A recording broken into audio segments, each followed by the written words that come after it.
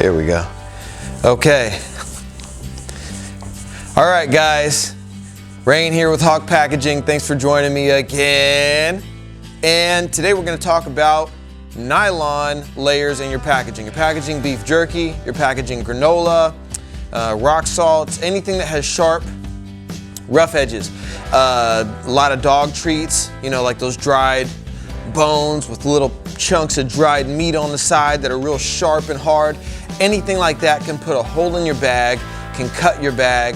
Heavy products, something 3 pounds, 4 pounds, 5 pounds, something heavy can break the bag, especially in distribution while it's being shipped and stuff's bumping up against it and the FedEx guy is throwing that thing across the truck and into somebody's door and boom, your stuff breaks, and then you get the Amazon review. They say, my stuff showed up broken because my bag split down the middle, and that's because you didn't have a strong enough bag. Another one is liquid products. Liquid products, obviously, it's just because if you get a little pinhole in that bag and it starts leaking liquid everywhere, that's gonna be a big, ugly, messy problem that you don't wanna have. And same thing, bad reviews, which you can't really recover from.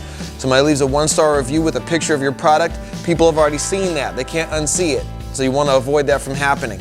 Now, I've had a customer actually, let me show you something. I've had a customer tell me that their bags had, can you even see me? That their bags had nylon. And I wasn't really sure based on what they were telling me, so I asked them to send us a sample, microwave. It's lunchtime. They sent me a sample, I looked at it.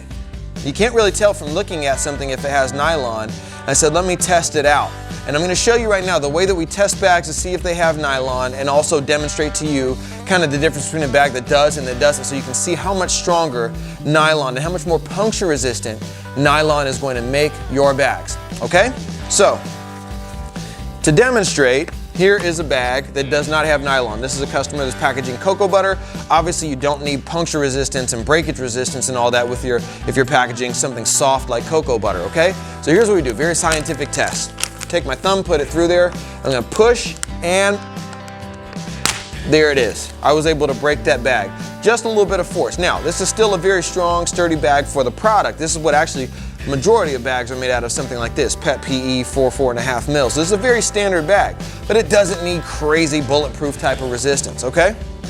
Now here's one where a customer is packaging dog treats, and they wanted to make sure that they had enough puncture resistance, breakage resistance for this bag. So we added a nylon layer to this bag. Now watch how hard it is for me. Watch how hard it is for me to be able to break this or put my finger through it. Ready? It might even be impossible. Here we go. Ready?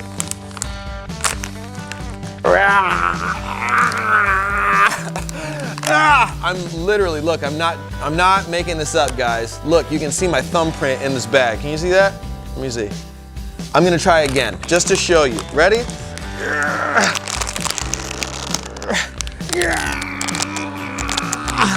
There's my thumbnail. I can't break this bag, all right? Can't break it. Now here's another product, granola. Granola is one of the main ones that has sharp edges, rough edges, it's hard. It can easily puncture your bag. Now here's another reason why this is important. I gotta eat my lunch after this.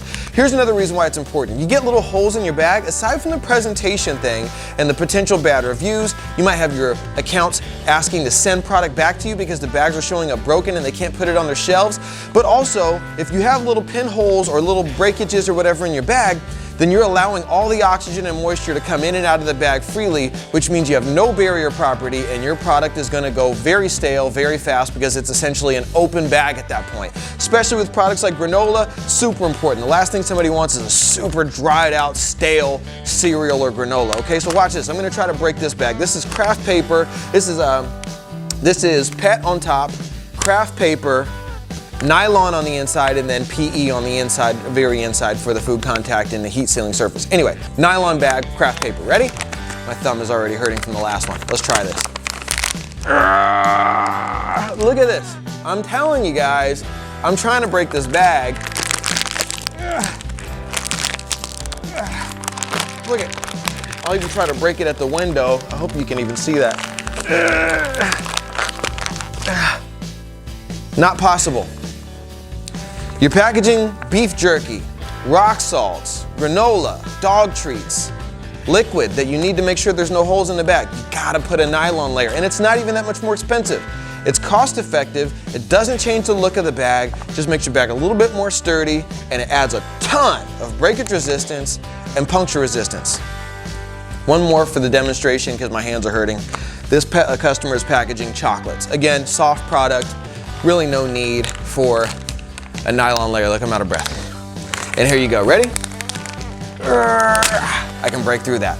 No nylon layer, still strong, but no nylon layer, and I can break this bag. So, I have a few more, but my thumb can't take any more breaking. So, if you guys want to see samples, we can send out samples to you of bags with and without nylon. We can send you pricing to show you what it looks like when we add nylon to the bags that you're using now if needed. It's very cost effective, and it's almost like having an insurance policy on protecting your product. So if you're even thinking about if you might need it, we highly suggest it. Reach out, info@hogpackaging.com, and don't forget to subscribe to the channel where we're talking about all the different topics and answering all the questions related to flexible packaging. Thank you. See you later.